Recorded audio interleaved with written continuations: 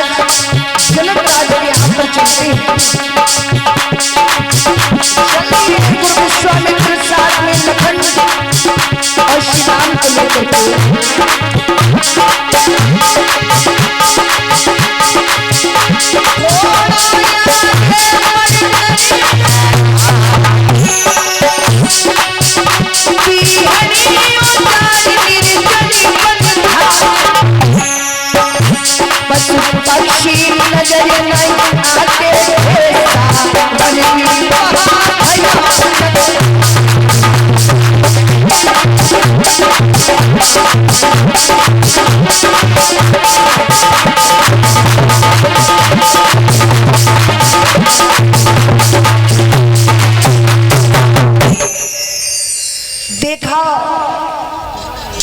गुरु विश्वामित्र ने कि एक निर्जन बन उस निर्जन वन में गुरु विश्वामित्र राम और लखन को लेकर के पहुंचे। वहां पर पक्षी पशु तक की आवाज नहीं आ रही थी, लेकिन एक पत्थर की शिला पड़ी थी, एक पत्थर की स्त्री पड़ी थी। श्री राम गुरु विश्वामित्र से कहते हैं, गुरुदेव ये स्त्री कौन है? गुरु विश्वामित्र कहते हैं, बेटा राम ये स्त्री देवी अहिल्या है। श्री राम कहते हैं कि ये पत्थर की कैसे हो गई और इस वन में क्यों पड़ी है? तो गुरु विश्वामित्र कहते हैं ये अपने पति के श्राप से कलंकित है। तो उसी समय श्री राम कहते हैं क्या इसकी गलती थी? तो बताया श्री राम को गुरु विश्वामित्र ने कि अहिल्या बहुत सुंदर थी, बड़ी गुणवान थी, बड़ी रूपवान थी। एक समय के बाद देवराज इंद्र ने अहिल्या को देखा तो अहिल्या के सौंदर्य को देख करके वो मोहित हो गए, कामाशुर हो गए। और जिस समय मन में उन्होंने विचार किया है कि अहिल्या के साथ हमें छल करना है, तो मदद के लिए चंद्रमा के पास में अहिल्या के साथ छल करने के लिए देवराज इंद्र पहुंचे। कहते तुम हमारी मदद कर दो। तो चंद्रमा भी मदद करने को तैयार हो गया। जब चंद्रमा तैयार हुआ, चंद्रमा से कहा है कि तुम मुर्गा बन जाना और मैं गौतम ऋषि के भेष में बाबा बनकर के अहिल्या से छल करके आऊंगा। वैसे अहिल्या हमको देखते ही श्राप दे देती। तो चंद्रमा ने हाँ कह दिया। अब चंद्रमा मुर्गा बन गया। देवराज इंद्र गौतम ऋषि के भेष में छल करने जाने को तैयार। अर्धरात्रि थी, गौतम ऋषि सो रहे थे, अहिल्या भी सो रही थी। लेकिन हुआ ऐसा,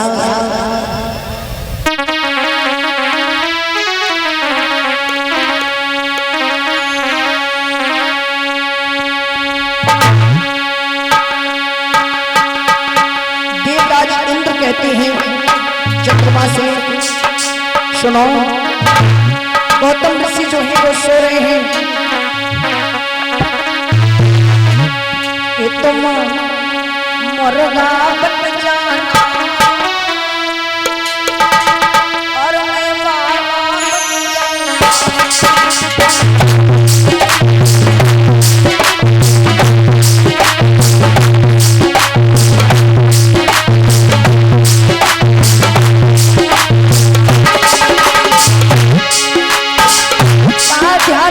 थोड़ी सी मदद कर दो चंद्रमा, तुम्हारा एहसान नहीं भूलूंगा।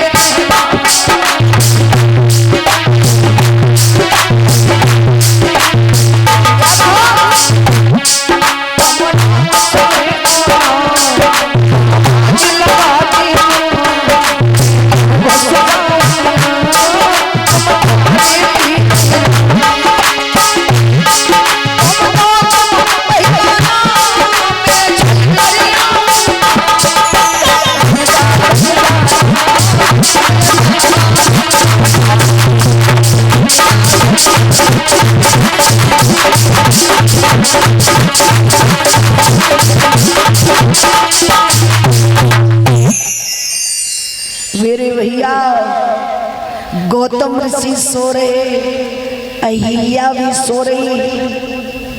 देवराज इंद्र ने कहा तुम ऐसे आवाज नहीं लगाना, आधी रात पे आवाज को लगाना। गौतम ऋषि गंगा स्नान करने रोजाना जाते हैं तो वो चले जाएंगे, और इधर गौतम ऋषि के भेष में हम अहिल्या के साथ छल के चला कह दिया। अब इधर मुर्गा ने आवाज लगाई। आधी रात का समय है, जब मुर्गा ने आवाज लगाई तो गौतम ऋषि एकदम से उठे और सोचने लगे बड़ा जल्दी सवेरा हो गया। अपने वस्त्र को लिया और गंगा जी स्नान करने के लिए जैसे ही पहुंचे, वस्त्र रख दिए, गंगा जी में प्रवेश हुए। तो उसी समय गंगा मैया समझा करके गौतम ऋषि को कहती है कि हे गौतम ऋषि, तुम्हारे घर में छल तुम्हारी पत्नी के साथ हो रहा है। गौतम ऋषि वहां से चले आए भैया।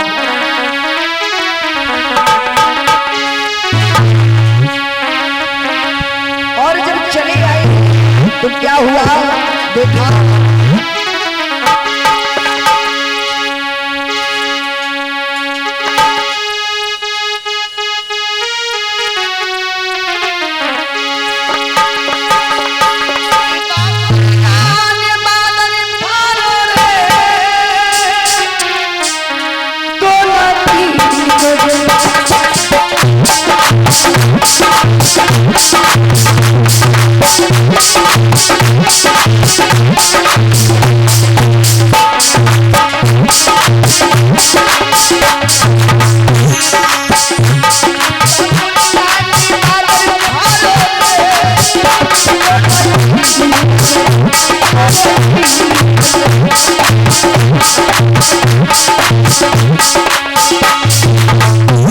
अब तो भैया गौतम ऋषि वापस आए तो गौतम ऋषि ने देखा ये द्वार पर चंद्रमा मुर्गा के भेष में।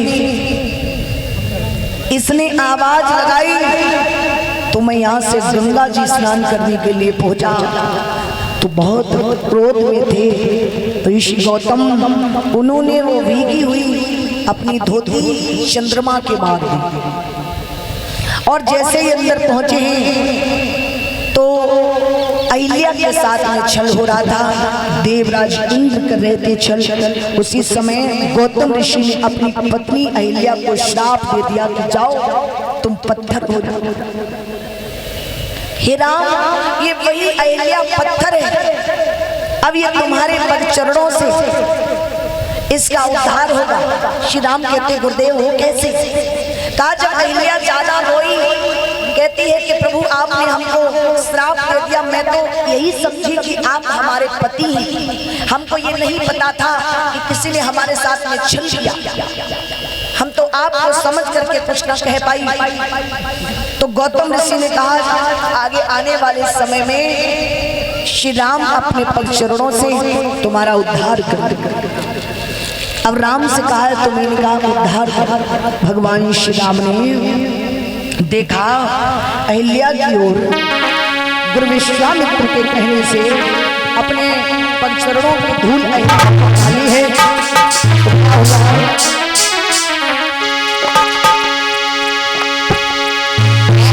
विश्वामित्र के कहने से अहिल्या का उद्धार किया।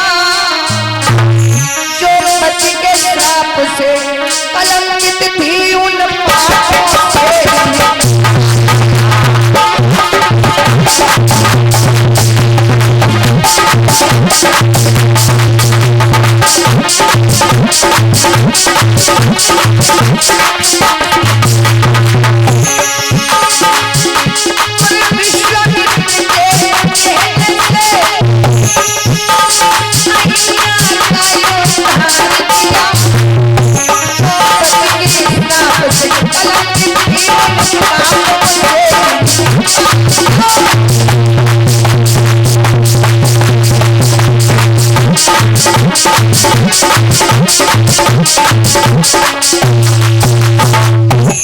तालियां बजाओ सभी। बोलिए रामचंद्र भगवान की। अहिल्या का जब भगवान श्री राम ने उद्धार किया तो हाथ जोड़ करके भगवान को प्रणाम करती है और भगवान श्री राम और गुरु विश्वामित्र और लखन बाहर से चले आते हैं और आकर के जिस समय महाराज जनक राज के फूल बाग में पहुंचे हैं तो पूर्णमासी का दिन था। भैया